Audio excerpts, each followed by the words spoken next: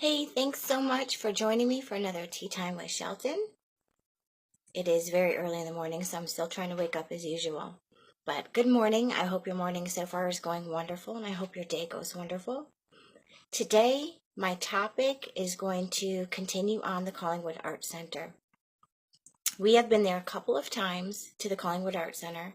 The first time was for the convention, and that was the day that we had that very scary encounter in the basement with what I believe to be two demonic entities that had attacked our team. But I would also like to speak to you about the second time we were in the Collingwood Arts Center. Now, first I should tell you a couple of the claims that are in this historic building. The first floor has an old theater room, and in that room it is said that a nun, which was Sister Louise Nelson, I believe, she is seen sitting there watching the stage. So that's one of the claims in the theater room. On the second floor, in room 201, a former resident claims that they have seen the apparition of a nun on the second floor in 201.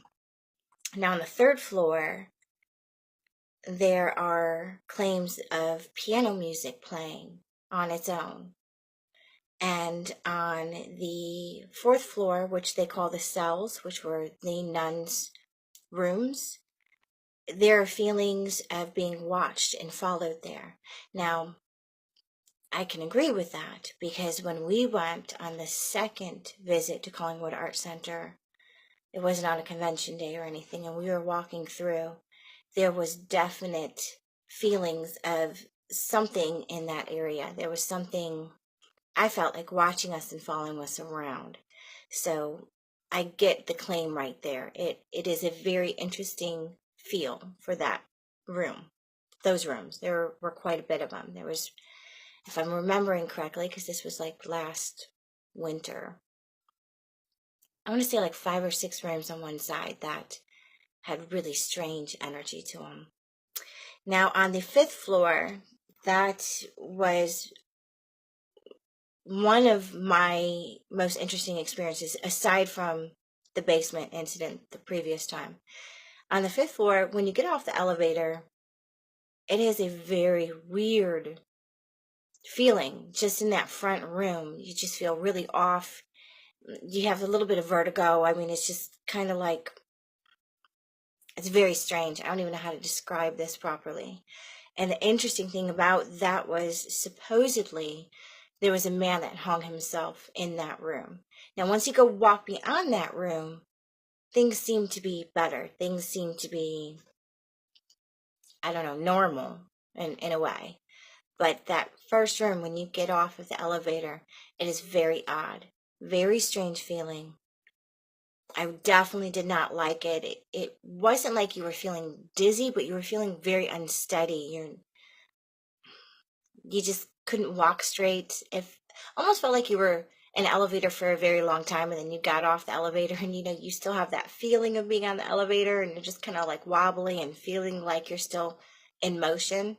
That's how it felt in just this one room. And if you walk away and continue on and go to a different part, and then you start feeling normal again, at least for me, when I went back into that front room, I immediately started feeling that same feeling again, and I could not explain it. It was the weirdest things. Now, in that room, we did get some very interesting photos, and we also got really interesting EVPs in that top floor.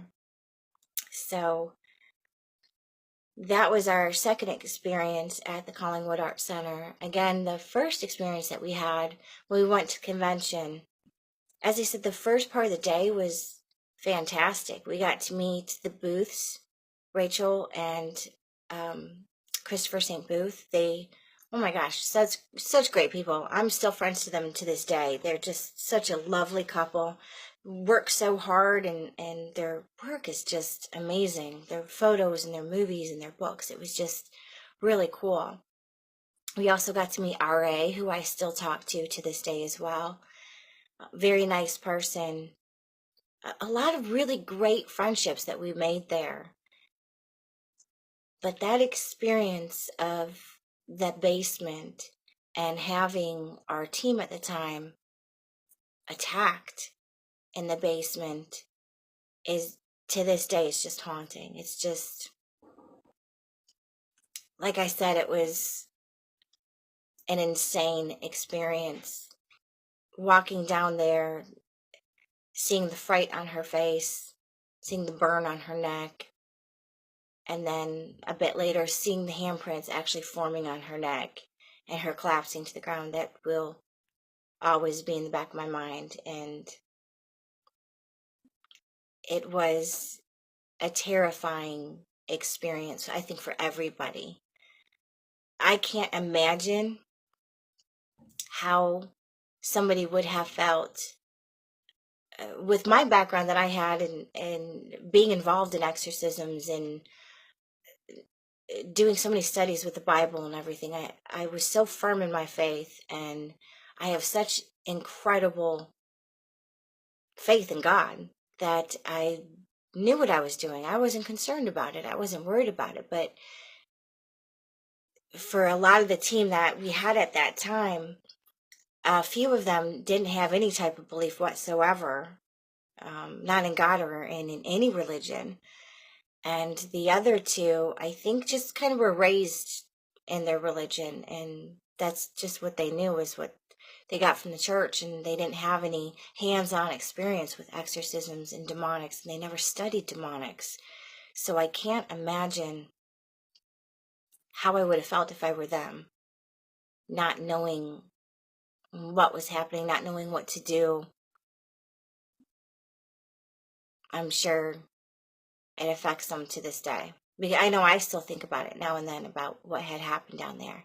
So I can only assume that, especially to the person that it happened to, it really affects them. And as I said, when we went upstairs, and Grizz was, and he's a really big guy. I don't know if you guys know who I'm talking about when I say Grizz, but he's this really big guy, radio personality, and large guy, large hands, super friendly, just the nicest guy. But he was comparing his handprint on her neck, where the handprint was on her neck. And even though she's a big girl and she has a large neck, his handprint still was not as large as the hand that was on her neck. I mean, it was just, and you could tell it was a handprint. So that, unfortunately, is always going to be in the back of my head when I think about Collingwood Arts Center, is that encounter, that dark encounter. And I'm sure it is for them. I don't know. I don't have contact with them. We all went our separate ways. But I know it negatively affected them for a very long time. And probably to this day. I know if I still have dreams about it and I still think about it, then I'm sure they do too.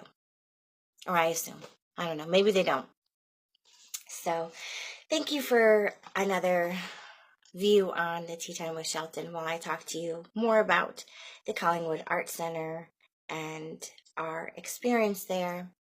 If you ever get a chance to go visit one of their conventions, I would suggest doing it. It was so much fun. We met so many incredible people. The booths, I hope they're always there, because they're like my top reason to go and check it out, is when the booths are there. They're such fantastic people. And R.A., I don't think was there this year, but he was there last year. And he, like I said, I still talk to him. We're very good friends. We still text back and forth. And he's a really nice person. I hope he's there next time. And yeah, if you get a chance to check out the convention next year, I'm really highly suggesting it. It's a gorgeous building and so many fantastic people that you get a chance to meet and get to know and become friends with. So please do that. And be careful of the basement. Watch your step. All right, guys. Thanks so much. Please like our Facebook page at Haunted Toledo and subscribe to our YouTube channel. And happy hauntings, guys.